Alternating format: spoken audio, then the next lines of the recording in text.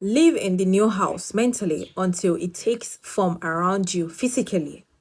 In the mental realm, enter at once into full enjoyment of the things you want. Whatsoever things ye ask for when ye pray, believe that ye receive them, and ye shall have them, said Jesus. See the things you want as if they were actually around you all the time. See yourself as owning and using them. Make use of them in imagination, just as you will use them when they are your tangible possessions. Dwell upon your mental picture until it is clear and distinctive, and then take the mental attitude of ownership towards everything in that picture. Take possession of it in mind, in the full faith that it is actually yours. Hold to your mental ownership. Do not waver for an instant in the faith that it is real. It is real because the brain doesn't know the difference. Remember. And remember what was said in a preceding chapter about gratitude. Be as thankful for it all the time as you expect to be when it has taken form. The man who can sincerely thank God for the things which as yet he owns only in imagination has a real faith. He will get rich.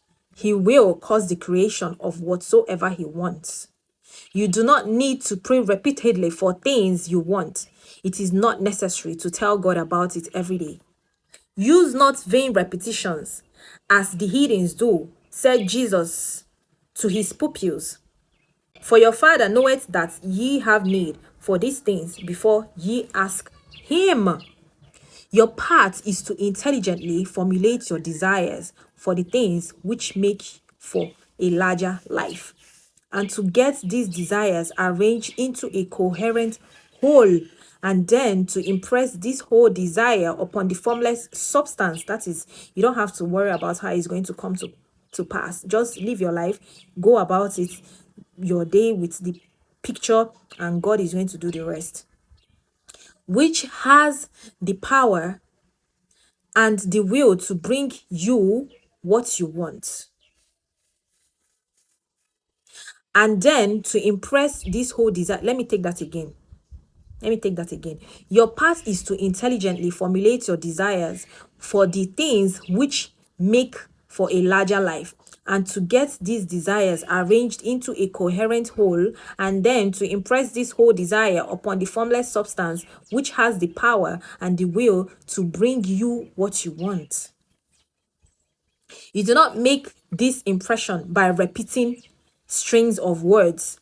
You make it by holding the vision with unshakable purpose to attain it. Hold the vision, then have an unshakable purpose, and with steadfast faith that you do attain it. So, hold the vision, have the purpose to achieve it, and then have faith that it is already yours. The answer to prayers is not according to your faith while you are talking, but according to your faith while you are walking. You have to work. It's not woo-woo. It's not something that would this is not going to gratify people that are lazy. You cannot impress the mind of God by having a special Sabbath day set aside to tell him what you want, and then forgetting him during the rest of the week. You cannot impress him by having special hours to go into your closet and pray. If you then dismiss the matter from your mind until the hour of prayer comes again. Oral prayer is well enough and it has its effect, especially upon yourself. Oral prayer is actually for you. It's to actually remind, it's for you, not for God actually. What you have in mind is for God. In clarifying your vision and strengthening your faith, that is why you do oral prayer, so that you can hear it. And it is important because you're giving instructions to yourselves when you voice out. But it is not your oral petition which gets you what you want. In order to get rich, you do not need a sweet hour of prayer. You need to pray without ceasing. So it's not something that you just do sometimes and then You don't need an hour prayer. You pray without ceasing. How do you pray without ceasing? By constantly. In fact, it's something that you don't even have to do with effort, because if you really desire it, it will always be in your mind effortlessly. And by prayer, I mean holding steadily to your vision with the purpose to cause its creation into solid form, and the faith that you are doing so. Believe that ye receive them. The whole matter turns on receiving once you have clearly formed your vision. Once you have clearly formed your vision, it turns on receiving. When you have formed it, it is well to make an oral statement, addressing the Supreme to addressing the Supreme in reverent prayer. And from that moment, you must, in mind, receive what you ask for. Live in the new house, wear the fine clothes, ride in the automobile, go on the journey, and confidently plan for greater journeys. Think and speak all the things you have asked for in terms of actual present ownership.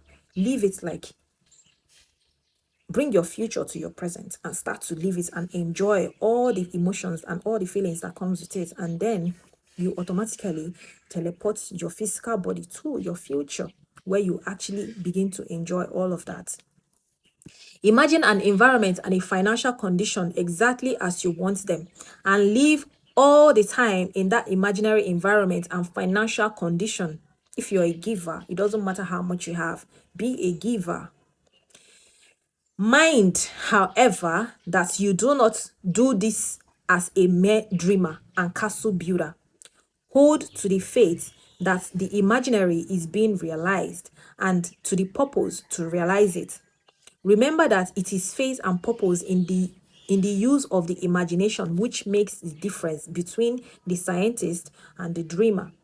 So they are trying to say that the difference between a scientist and a dreamer, they are both dreamers, but the difference is that the scientist actually is relentless to causing what he desires to come to pass by different and constant experimentation, and not giving up until he gets what he wants to get.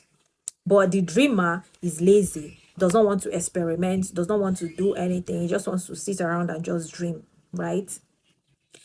And having learned this fact, it is here that you must learn the proper use of will. And we have come to the end of chapter 8 successfully. Now we're going to go to chapter 9, how to use the will, and we'll do that tomorrow.